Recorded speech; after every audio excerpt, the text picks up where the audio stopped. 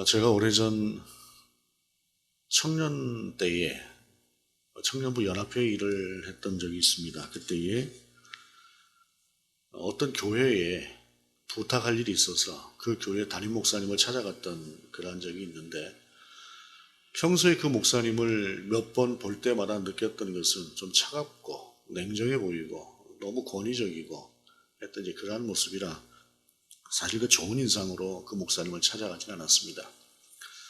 날이 적당히 찼던 때 같은데 목사님과 시간 약속을 하고 찾아갔을 때에 마침 그 목사님이 아직 일이 끝나지 않았던 것 같습니다. 비서처럼 행정을 담당하시던 직원이 조금만 더 기다려달라고 이야기를 해서 잠깐 이제 화장실을 들렀지요.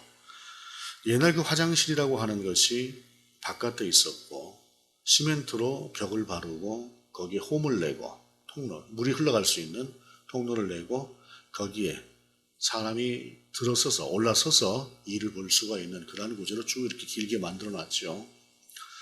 그곳에서 볼일을 보고 있을 때입니다. 딱 그 순간에 그 목사님이 그 화장실을 들어오셨습니다. 지금도 그때의 그 분위기가 선합니다. 그리고 짧게 저에게 뭐라고 말씀을 하셨습니다. 제가 그 내용은 기억이 안 납니다. 그런데 그때 그 한마디의 말 속에서 제가 느꼈던 것은 따뜻함이라고 하는 것이었습니다. 정말로 짧은 말이었지만 상대가 배려된, 그리고 어떤 면에서 보게 되면 진심으로 좀 기다리게 한 것을 미안하다고 생각했던 어떤 그러한 것들이었다고 생각을 합니다. 그 말 속에서 따뜻함이라고 하는 것을 느낄 수가 있었습니다. 그러면서 그 목사님에 대한 제가 평소에 가지고 있었던 어떤 하나의 편견이 깨어지고 그 뒤로 그 목사님을 상당히 호의적으로 바라보게 되었던 그러한 기억이 있습니다. 우리가 세상을 살아가면서 필요한 것들이 여러 가지가 있지요. 차가운 이성도 필요하고 냉철한 판단도 필요하고, 그리고 경우에 따라서는 아주 날카롭게 무엇인가를 지적하기도 하고 하는 그러한 시간들, 그러한 경우들이 참 많이 필요합니다만은, 그럼에도 불구하고 사람은 기본적으로 이 따뜻함이라고 하는 것을 가지고 있는 것이 정말로 필요하다고 생각을 합니다. 특별히 그리스도인들에게 있어서 이 따뜻함이라고 하는 것은 반드시 필요한 그러한 요소다라고 하는 생각을 합니다. 특별히 오늘 본문이 말씀하고 있는 것도 그와 무관치 않습니다. 용서라고 하는 것은 냉정한 그런 것들과는 다르게 따뜻함이라고 하는 것이 우리 가운데 있을 때에 할 수 있는 것이기 때문에 그렇습니다. 본문의 말씀입니다. 21절. 그때 베드로가 나와 이르되 주여, 형제가 내게 죄를 범하면 몇 번이나 용서하여 주리이까? 7번까지 하오리이까? 라고 말씀하고 있습니다. 7번이라고 하는 이 용서라고 하는 것이 갖는 의미라고 하는 것이 어떤 것일까요? 당시에 베드로는 오늘날 우리식으로 말을 하게 되면 굉장히 은혜가 충만했던 그러한 상황인 것 같습니다. 왜냐하면 당시에 랍비들이 가르치고 있었던 용서의 개념이라고 하는 것은 누군가가 나에게 죄를 범했을 때에 그 죄를 범한 사람을 2번 용서해라 또는 3번 용서해라 이렇게 정해놓았어요. 그리고 그때의 분위기는 3번 이상은 용서하지 마라 라고 하는 그러한 문화가 있었습니다. 3번 이상 용서한다라고 하는 것은 방종을 방관하는 그러한 일이 될 수도 있기 때문에 그랬을 것이라고 생각을 합니다. 또한 특별히 오늘 본문에서 기록을 하고 있지는 않지만 오늘 본문과 평행 본문이 되는 누가복음은 17장 4절에 만일 하루에 7번이라도 내게 죄를 짓고 7번 내게 돌아와 내가 회개하노라 하거든 너는 용서하라 라고 하시는 주님의 말씀을 기록하고 있어요. 그것은 뭐냐면 하루라고 하는 것이고 그 다음에 회개라고 하는 것, 이것이 포함되어져 있습니다. 그러니까 회개를 할 때에 나를 용서해달라고 이야기를 할 때에 용서한다라고 하는 것이 사실은 이 안에 전제가 되어져 있어요. 그냥 무작정 뭔가 감성적으로 상대를 용서한다라고 하는 그런 것이 아니고 특별히 개인적인 관계를 이야기하는 것입니다. 공적인 관계에 있어서 공의가 필요한 경우하고는 전혀 다른 경우를 이야기하는 것인데요. 오늘 본문은 평소에 보통 랍비들이 가르치던 2번의 용서, 3번의 용서를 넘어서 베드로는 3배, 4배가 되는 그러한 숫자를 이야기하면서 7번까지 용서하리까 라고 이야기를 하는 것입니다. 용서에 대한 이야기를 들으면서 나름대로 예수님의 말씀에 은혜가 충만했고, 또한 그러한 상태에서 정말로 어찌 보면 충만한 그러한 마음으로 자기 안에 있는 그러한 이야기들을 꺼내놓았다라고 하는 것이죠. 그런데 여기서 말하는 죄라고 하는 것이 어떤 것들일까요? 성경에서 이야기하는 죄라고 하는 것들은 참 여러 가지가 있지만 대표적으로 10계명에 있는 죄들을 보게 되면 살인과 간음과 도적질과 거짓 증거라거나 탐심이라거나 하는 것들을 이야기합니다. 그러나 살인과 간음이라고 하는 것만큼 큰 죄를 이야기하는 것은 아니겠지요. 어느 일상 속에서 이야기하는 어찌 보게 되면 나에게 큰 상처를 주었다거나 감정적으로 또는 물질적으로 심하게 어떤 피해를 주었던 그러한 상태를 이야기하는 것일 것입니다. 그런데 이렇게 이야기하는 상태에서 베드로가 7번까지 하리까 라고 했던 이러한 상태에서 주님은 말씀하시기를 뭐라고 말씀하시냐면 예수께서 이르시되 내게 이르노니 7번뿐 아니라 7번을 70번까지라도 할지니라 라고 말씀하고 있습니다. 번역에 따라서 77번이라고도 번역을 합니다만은 또 누가복음에 의하게 되면 7번이라고 말씀하셨던 것도 같기도 합니다만은 어찌됐든 주님은 오늘 본문을 통해서 볼 때에 70번씩 7번이라고 하는 이 숫자는 단순하게 77회니 490회니 라고 하는 숫자의 개념이 아니라 무한대의 용서를 이야기하고 있다라고 할 수가 있을 것입니다. 그리고 중요한 것은 용서의 대상이라고 하는 것이 또한 중요한데 여기서 분명하게 말씀하고 있는 것은 형제다라고 하는 사실입니다. 형제가 죄를 범했다라고 하는 사실. 여기서 형제라고 하는 것은 가족 공동체 내에서 있는 형제이기도 하지만은 신앙 공동체 안에 있는 그러한 지체들을 의미하기도 합니다. 무한대로 그들을 용서해라 라고 하시면서 왜 그렇게 무한대로 용서해야 되는가 라고 하는 것에 대해서 예수님은 비유로 이렇게 말씀하십니다. 그러므로 천국은 그 종들과 결산하려 하던 어떤 임금과 같으니 결산할 때에 10,000달란트 빚진 자 하나를 데려오매. 이 10,000달란트라고 하는 것이 이때 당시에 개념으로 볼 때, 지금의 개념으로 본다고 할지라도 그렇지만은 개념으로 볼 때 사람들이 상상할 수 있는 개념의 어떤 액수가 아닙니다.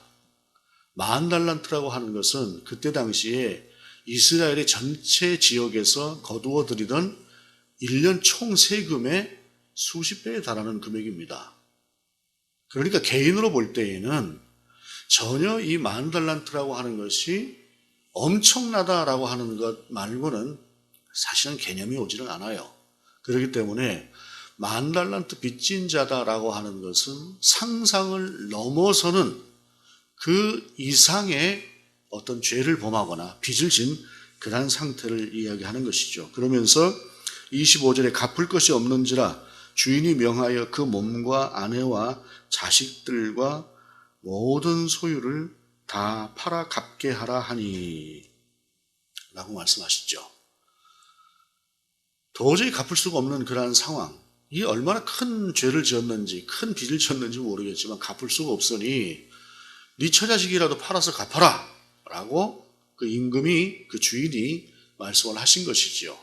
그러한 상태에서 이 종이 뭐라고 이야기를 합니까? 그 종이 엎드려 절하며 이르되 내게 참으소서 다 갚으리이다 하거늘 종의 주인이 불쌍히 여겨 놓아보내며 그 빚을 탕감하여 주었더니, 중요한 것은 탕감을 해주었다는 것입니다. 용서해 주세요. 제발 용서해 주세요. 라고 그 주인에게 사정을 했을 때에 주인이 그 죄를 탕감을 해 주었다라고 하는 사실입니다. 오늘 본문 속에서 말씀하시고 있는 그러한 어떤 의미에서 중요한 의미는 아니라고 할지라도 이 안에 전제되어져 있는 것이 있습니다. 천국이라고 하는 것을 우리 주님이 말씀하셨던 이 말씀 안에서 천국의 가치라고 하는 것이 갖고 있는 그 크기를 이야기하시는 것이죠. 10,000달란트라고 하는 인생이 도저히 상상할 수 없는 그러한 가치를 이야기하시는 것이다 라고 하는 것입니다. 물론 본문은 용서라고 하는 것을 말씀하시다가 나온 말씀이긴 하나, 그러나 그것은 천국이라고 하는 하나님의 나라라고 하는 그 가치가 얼마나 무한한 가치인가라고 하는 것을 이야기하시면서 또한 주님은 이렇게 말씀하고 있습니다. 28절에 그 종이 나가서 자기에게 100데나리온 빚진 동료 한 사람을 만나 붙들어 목을 잡고 이르되 빚을 갚으라 하매. 10,000달란트하고 100데나리온하고는 거의 100만 배 가까이 한 60만 배 이상의 차이가 납니다. 그런데 10,000달란트라고 하는 것은 내가 상상할 수 있는 상상의 범위를 완전히 넘어서는 것이지만 100데나리온이라고 하는 것은 나의 상상과 나의 현실 가운데 놓여져 있는 범위입니다. 왜냐하면 100데나리온은 한 사람이 100일 동안 일을 해서 벌 수 있는 금액이기 때문에 그렇습니다. 10,000달란트라고 한다면 한 달란트 자체가 한 사람이 평생을 통해서 벌어야 되는 그 금액 이상일 텐데 10,000명이 벌 수 있는 그 금액을 넘어서는 금액이 되겠지요.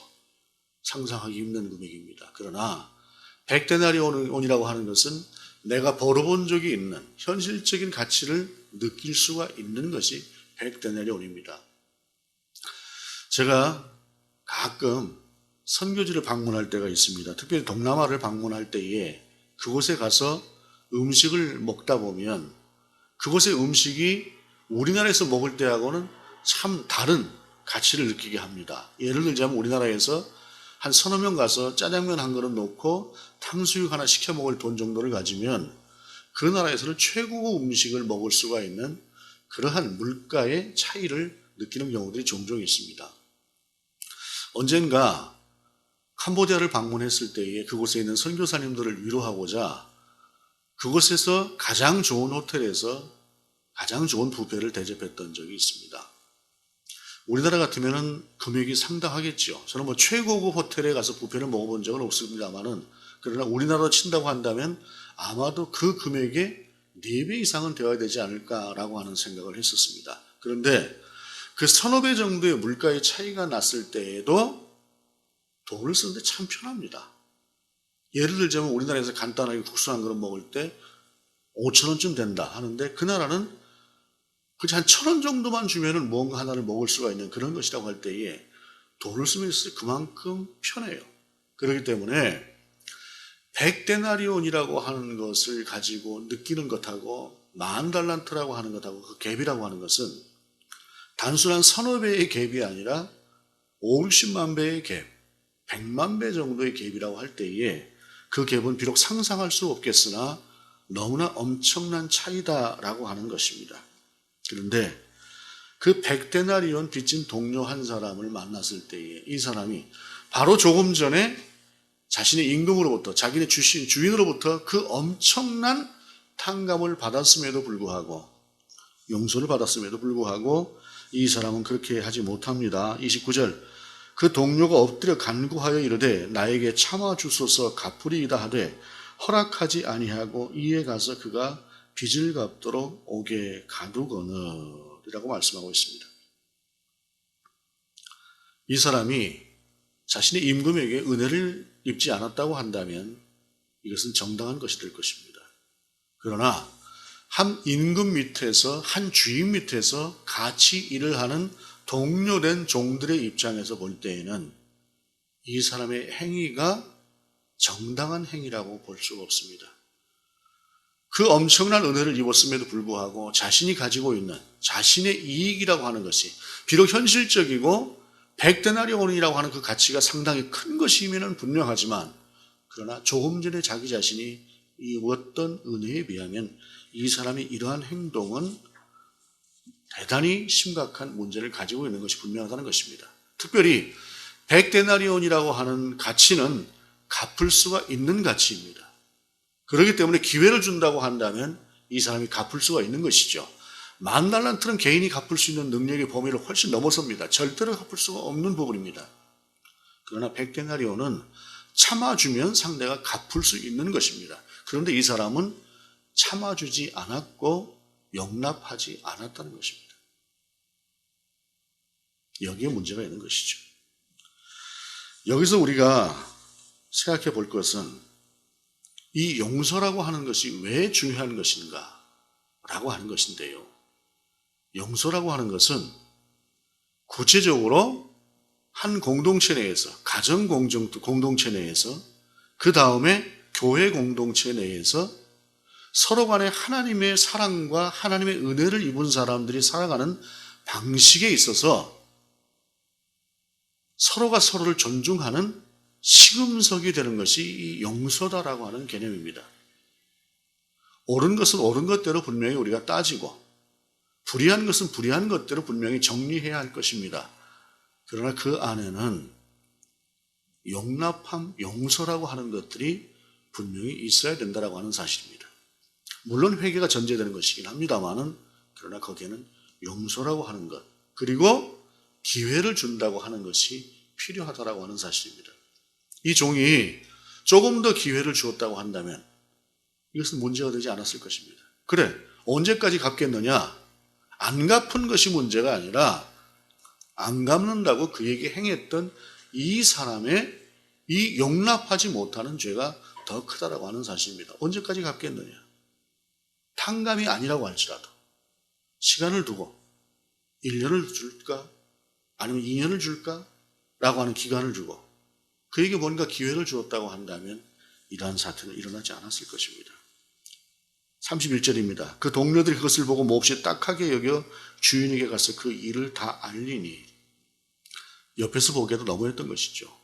아니, 저 사람이 주인에게 받은 은혜가 얼만데, 그리고 우리가 남도 아니고 한 공동체 내에서 한 주인을 섬기는 같은 동료인데 어떻게 그럴 수가 있겠는가? 남이라면 다른 문제입니다. 전혀 다른 남이라고 한다면은 그것은 좀 다른 문제가 될 수 있겠으나, 같은 형제요, 같은 가족이요, 같은 신앙 공동체 안에 있는 그러한 상황이라고 한다면 그것은 좀 다른 문제다라고 하는 사실입니다. 그들이 가서 주인에게 이와 같은 사실을 알렸을 때에 주인이 뭐라고 이야기를 합니까? 이에 주인이 그를 불러다가 말하되, 악한 종아, 내가 빌기에 내가 내 빚을 전부 탕감하여 주었거늘 내가 너를 불쌍히 여김과 같이 너도 내 동료를 불쌍히 여김이 마땅하지 아니하냐 하고 그 주인이 노하여 그 빚을 다 갚도록 그를 옥졸들에게 넘기니라. 당연한 귀결이라고 할 수가 있을 것입니다. 용서라고 하는 것, 우리 주님께서 이 용서라고 하는 부분은 인간사에 있어서 대단히 중요한 하나의 관계를 위한 하나의 방법이다라고 하는 것을 우리에게 분명하게 제시하시는 것이죠. 이것이 얼마나 중요한가 하면 주기도문조차도 이렇게 말씀하고 있습니다. 우리가 우리에게 죄 지은 자를 사하여 준 것 같이 우리 죄를 사하여 주옵시고 라고 말씀하고 있습니다. 이것이 얼핏 보면 내가 누군가의 죄를 사해 주지 않으면 주님께서도 우리 죄를 사해 주지 않을 것 같은 등가처럼 보여지지만, 사실은 주기도문에 나오는 이 말씀은 그러한 등가라기보다는 나는 어떻게 해서라도 주님의 용서를 받고 살아가야겠습니다. 그 용서를 받기 위해서 필요하다면 저는 그 전제가 누군가의 죄를 용서해야 되는 것이라고 한다면 저는 누군가의 죄를 용서하면서 주님과의 관계를 유지하고 싶습니다. 라고 하는 그러한 의미가 사실은 주기도문 안에 들어있는 용납함의 의미입니다. 내가 누군가를 용서하지 않을 때 하나님도 나를 용서해 주지 않을 것이다 라고 하는 그러한 비교급이 아니라 그만큼 내가 하나님의 용서를 받고 살아야 되는 사람입니다 라고 하는 것을 강조하는 의미가 바로 주기도문 안에 들어있는 그 기도문의 의미다라고 하는 사실입니다. 그리고 그것은 하나님께서 그렇게 강조하실 만큼, 주기도문 안에 포함하실 것만큼 우리의 삶 속에서 용서라고 하는 것이 중요한 가치다라고 하는 것을 우리 가운데 말씀하시는 것이다라고 하는 사실입니다. 그것은 바로 신앙과 삶의 시금석이 되는, 우리 관계에 있어서 시금석이 되는 것이 바로 그와 같은 것이기 때문이다라고 하는 것입니다. 그러면 우리가 이 세상을 살아가면서 이 용서라고 하는 것, 용납함이라고 하는 것이 그렇게 쉬운 것인가 생각해 볼 여지가 있습니다. 쉬운 일은 아닙니다. 더군다나 이 세대는 용납함이라고 하는 것을 잘 모르고 살아가는 것 같습니다. 굉장하게 무엇인가를 냉정하게 평가하고 판단하고 정죄하는 것에는 사실상 일반화되어 있는 그러한 세상을 살아가지만 너그러움이라거나 관용이라거나 용서라거나 하는 것들은 참 쉽지 않은 세상을 우리가 살아가고 있습니다. 오래전입니다. 한 20수년 정도 되었던 것 같은데 제가 섬기던 교회에서 그때 임직식을 할 때였습니다. 임직식을 하다 보면 지금은 이제 그렇지 않은 교회들이 많습니다만 그때는 하나의 관행이 임직을 할 때에 장로로 임직하고 권사로 임직을 하고 안수집사로 임직을 하는 분들이 일정액을 서로 헌금을 하기로 약속을 해서 그러한 금액을 헌금을 합니다. 했습니다. 그것이 옳다는 이야기가 아니라 과거에 했다는 얘기입니다. 그런데 그 헌금을 하다 보면 사실은 장로를 여러 분 세우고 안수집사를 여러 분 세우고 권사를 여러 분 세워서 수십 명이 함께 임직식을 한다고 하면 사실 이 헌금이라고 하는 것이 적지가 않아요. 그런데 그 헌금함을 그때 입구에다 놓고 자율적으로 들어오면서 거기 헌금을 하도록 했어요. 교회 입구에다가. 그런데 문제는 임직식이 한참 진행될 때에 모두가 다 안으로 들어가면서 이 헌금함을 관리를 하지 않았고 그리고 나중에 보니까 이 헌금함이 도난을 당했던, 안에 있는 금액이 도난을 당했던 것을 나중에 확인할 수가 있었습니다. 어떻게 확인을 했을까요? 나중에 전체적인 금액을 교회 회계가 장로님들에게 재정부에다 보고를 하는 과정에서 이 정도 금액밖에 나오지 않았을까? 너무 금액이 터무니없이 적어요. 그래서 각자 확인을 해본 거예요. 어떤 장로님은 얼만큼 헌금을 했고, 어떤 권사님은 얼만큼 헌금을 했고, 어떤 집사님은 얼만큼 헌금을 했는데 그 금액이 없는 것이죠. 그러고 나서야 알게 된 것이 도난을 당했다고 하는 사실을 알게 된 겁니다. 곧바로 신고를 했지요. 신고를 하고 조금 있다가 범인을 잡았습니다. 범인을 잡게 된 것이 어떻게 해서 잡게 된 것이냐면 중학교 다니는 아이였는데 이 아이가 이 헌금함에 손을 대었고 이 헌금함에 있는 금액을 가져다가 현금만 썼으면 그나마 잡히지 않았을 수도 있겠어요. 그런데 수표를 가지고 저희 아버지한테 준 겁니다. 이 참 온전치 못한 이 애비라고 하는 사람이 그 수표를 갖고 담대하게 쓰고 다녔어요. 당연히 걸리지요. 그렇게 해서 잡았습니다. 범인을.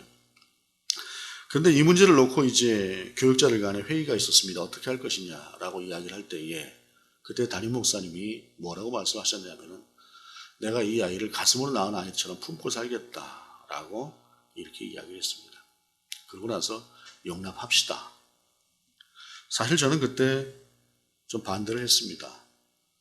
아이가 뭔가 감옥을 간다거나 라고 하는 것은 우리가 그렇게 하지 않도록 배려를 해준다고 할지라도 이 문제에 대해서 그렇게까지 할 수 있는 문제는 아니다라고 생각을 하면서 이야기를 했었어요. 그런데 제 의견이 담임 목사님의 그 마음에 의해서 관철되지 않고 그 아이를 그분이 품기 시작을 했습니다. 근데 제 나름대로 이유가 있었어요. 제 나름대로는. 근데 나중에 그 이유가 제가 우려했던 대로 사실 또 이루어졌습니다. 이 아이를 주고 교회에 있는 마스터키를 이 아이에게 주었는데 그 뒤로 계속적으로 교회 안에 도난 사고가 일어나고 좋지 못한 그러한 일들이 일어나면서 결국엔 이 목사님도 포기를 하고 말았어요. 그런데 중요한 것은 제가 가장 염려했던 것이었었는데 이 아이는 그때 당시에 사랑을 받을 때는 좋았겠죠. 그런데 이 사랑을 하던 어떤 분이 이제 한계를 느끼고 놓아버렸을 때에 이 아이는 오히려 처음부터 사랑을 받지 못했던 것보다 더 큰 반감을 가지면서 교회를 떠나고 말았어요. 용납함이라고 하는 것, 용서함이라고 하는 것을 우리가 대단히 중요하게 생각을 해야 되지만 사실은 그것은 그만큼 쉬운 일이 아니다라고 하는 것입니다. 분명한 한계도 있다라고 하는 사실입니다. 그러나 중요한 것은 오늘 본문 속에서 주님이 말씀하시는 1만 달란트와 100데나리온의 이 비유를 통해서 우리에게 말씀하시고자 하는 것은 용납은 그만큼 큰 내가 너에게 중요하게 여기는 그러한 가치다 라고 하는 것을 우리 주님이 말씀하시는 것입니다. 용서라고 하는 것은 단순한 윤리적인 개념이 아니라 서로가 서로를 형제로 여기고 서로가 서로를 한 아버지의 자녀로 여기면서 살으라라고 하는 것을 이야기하는 것입니다. 이것은 지나치게 광의적으로 모든 사람을 이야기하는 것이 아니라 적어도 교회 공동체 내에서 지체된, 그리고 가족 공동체 내에서 형제 자매된 그들을 향해서 너희가 이런 용서의 용납의 마음을 가지고 살으라고 하는 것을 말씀하신 것입니다. 지난주 우리가 로마서의 말씀을 통해서 1장부터 12장까지 교리에 대해서 쭉 설명하셨던 바울이 13장에 와서 삶의 방식, 그런 신앙을 가진 사람들이 어떻게 살아야 될 것인가라고 하는 것을 이야기하시면서 사랑이 그 모든 것을 다 이루는 것이다라고 말씀하셨던 것처럼 그 사랑을 이루어내는 가장 현실적이고 가장 필요한 직접적인 것은 바로 용서라고 하는 것이기 때문에 그렇습니다. 용서가 없는 그러한 사랑은 있을 수가 없고, 용서가 없는 지체된 그러한 관계가 있을 수 없고, 용서가 없는 가족 공동체는 없는 것이다라고 하는 사실입니다. 용서라고 하는 것은 바로 그만큼 중요한 것이고, 그만큼 중요한 것이기 때문에 우리 주님께서 십자가에 달리셨다라고 하는 사실을 기억하시면서 이 세대를 살아가면서 우리가 여러 가지로 많은 것들, 지혜들이 필요하고 무엇인가를 꿰뚫어보는 통찰이 필요하고, 그것들을 통해서 잘못된 것들과 잘못되지 옳은 것들을 분별해내는 그런 분별들을 가져야겠으나, 그러나 그 속에 또한 우리가 용서함이라고 하는 이 사랑의 가치를 또한 갖는 것이 바로 우리 주님이 원하시는 것이다라고 하는 사실, 그리고 그것이 그만큼 중요하기에 우리 주님은 당시 가르쳐 주신 기도를 통해서도 용서라고 하는 부분을 가르치셨다라고 하는 사실을 기억하시면서 우리의 삶 가운데 용서의 부분을 확장시켜 나가시기 원합니다.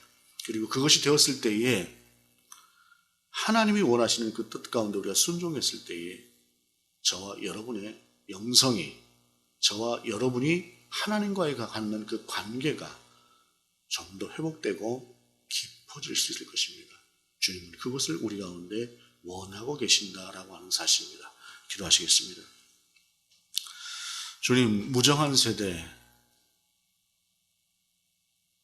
무엇인가를 따지고 정죄하는 것에는 능하나 용서하면은 그러한 관용을 쉽게 베풀지 못하는 이러한 세대, 하나님, 우리 주님께서 우리 가운데 용서를 원하고 계신다라고 하는 사실을, 형제에 대한 관용을 원하고 계신다고 하는 사실을 우리가 다시 한번 확인하며 주님의 뜻에 순종해 드리는 우리의 삶을 살아드릴 수 있도록 인도하여 주옵소서. 그러므로 말미암아 주님과 우리와의 관계가 좀 더 깊어질 수 있도록 인도하여 주옵소서. 주 예수 그리스도 이름으로 기도드립니다. 아멘.